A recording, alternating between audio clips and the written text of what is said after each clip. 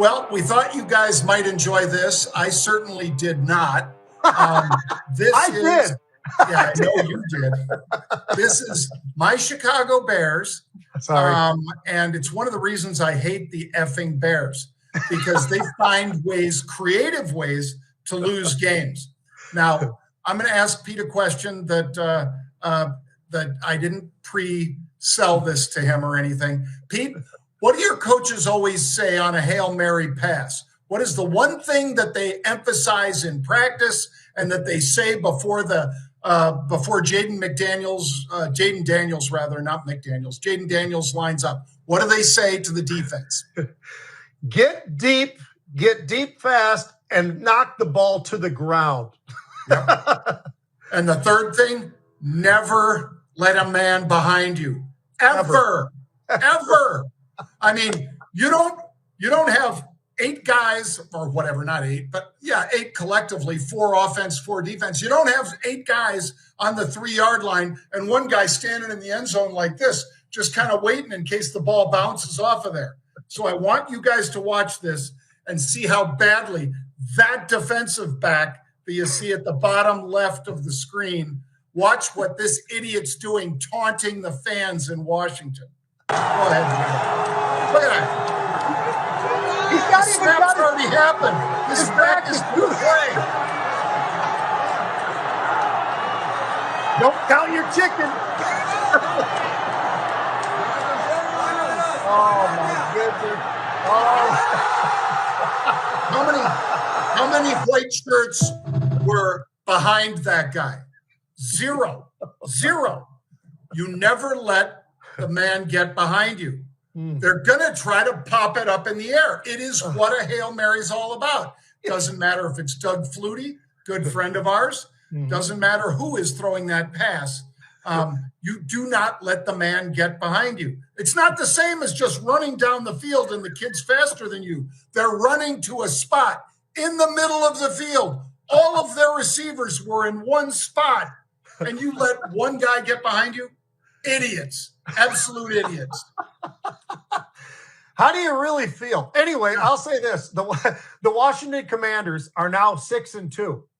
Now, have they played the most brutal schedule? They have not. But let's also answer the other question. They're one of the more brutal teams. That's the reason they got Jayden Daniels. They got him in the 3rd pick in the draft because of the fact that they stunk. They also got a quarterback who came in there who's trying to fix the whole thing up. He's a defensive guy. Seems to be very well liked by the team. The team is embracing Jayden Daniels. They're embracing the fact that they've also got a great running back in Brian Robinson. They're doing everything right for the Washington Commanders with nobody, including me, nobody thought this team had a chance in heck of competing this year in any part of the world of playoffs or anything. Well, they're now 6-2. They've got a quarterback who right now, John, his numbers are potentially numbers of a guy who could win the MVP. I'm not saying he's gonna. It's probably Lamar Jackson, even though they lost yesterday to Cleveland, which was a debacle. But Cleveland also had a different quarterback in there that made a big difference in the game compared to Watson, who's been stinking it up for them. But when you throw 7 touchdowns, 2 interceptions, you run for another 4 touchdowns, you're averaging almost 6 yards a carry as the quarterback.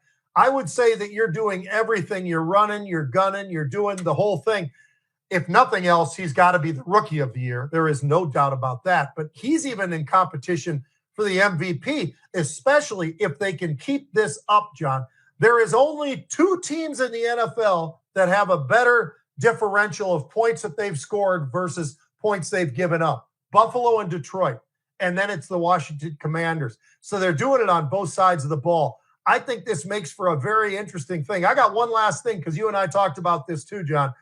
Jared Goff, for all the people who wanted to flush the toilets on Jared Goff and, he went to that Super Bowl, but he's at the Lions. He's just okay. He's not doing this. Well, I would tell them this. Let's see. He's 80% completions in October, 680 yards in October, 8 touchdowns, 0 interceptions, and has a QBR rating or a passer rating of 149.8.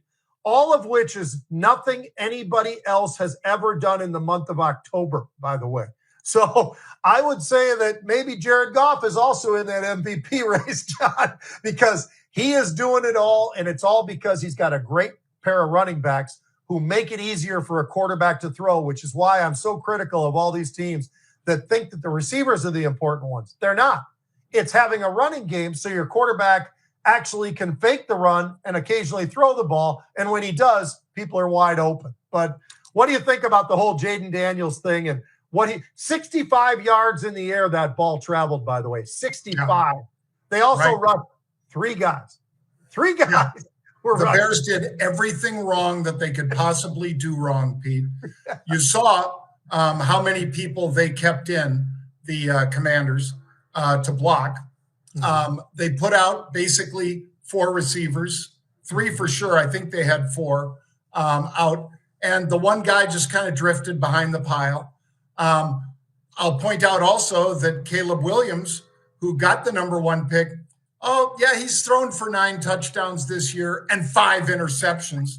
That ratio doesn't cut it really, guys, especially when you're talking about Goff or even Jayden Daniels. There are some real better athletes than Caleb Williams. I said it at the time. It has nothing to do with even where he played at USC versus Tennessee, right, Pete? Oklahoma. Sorry. Yeah. Sorry. I was thinking of the other kid. But this is a great ball player, and he does nearly everything right. The team loves him. They're rallying around him the same way they did with C.J. Stroud in Houston last year, Pete.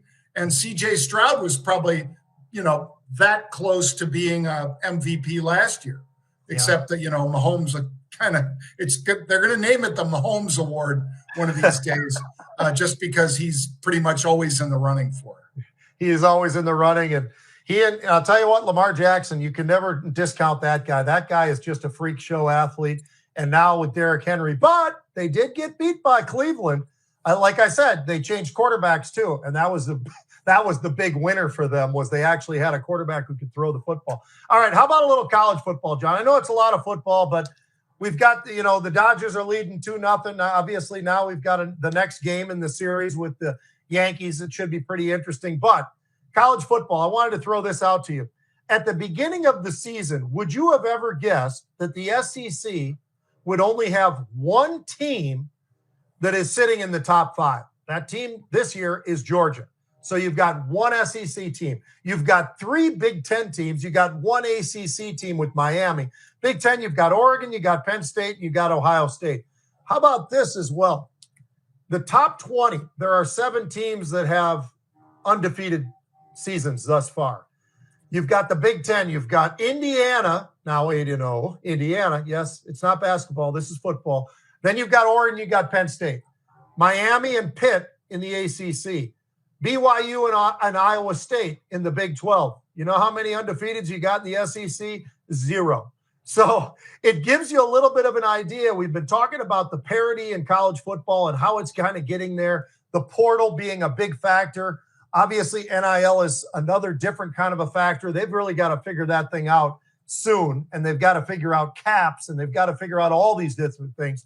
But until then, that is going to feed into a lot of different programs and leave some of the other programs out. But the portal, on the other hand, is absolutely something that I eat a little bit of crow on this one because I was not happy about it. I didn't like the fact that guys could just leave and just go.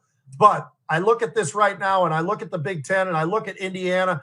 They got a quarterback. By the way, they won this last game this weekend without their starting quarterback. Their starting quarterback has a thumb injury. They did next man up, and they go 8-0. So it's really a testament to what's going on, I think, in college football, John. But how about the SEC? I mean, I know they still got great teams that have 1 loss. They probably have great teams that have 2 losses.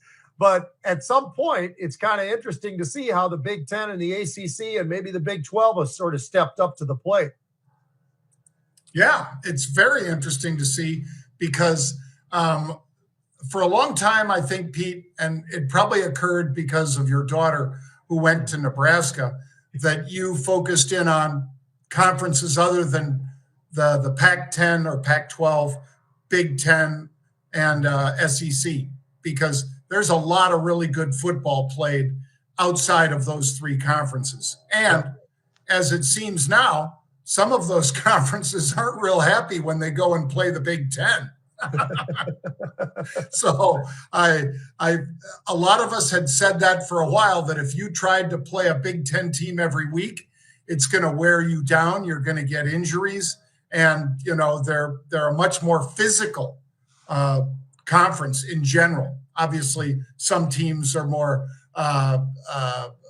finesse than just physicality, but there's a lot of really physical teams in the Big Ten. And I think that's taking its toll on some of the teams that are just coming in, Pete. I would say this too, John. Oregon is built like a Big Ten team. USC is not. UCLA is not. Washington is not.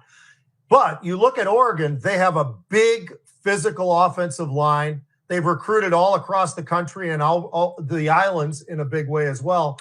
They have done such a great job of being one of those extremely athletic, but also extremely physical football teams.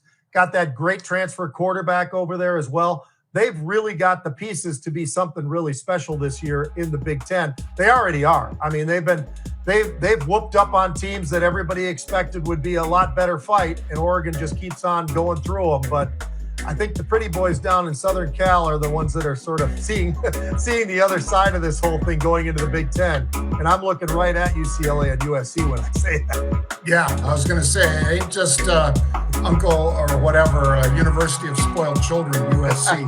It's also UCLA. Yeah.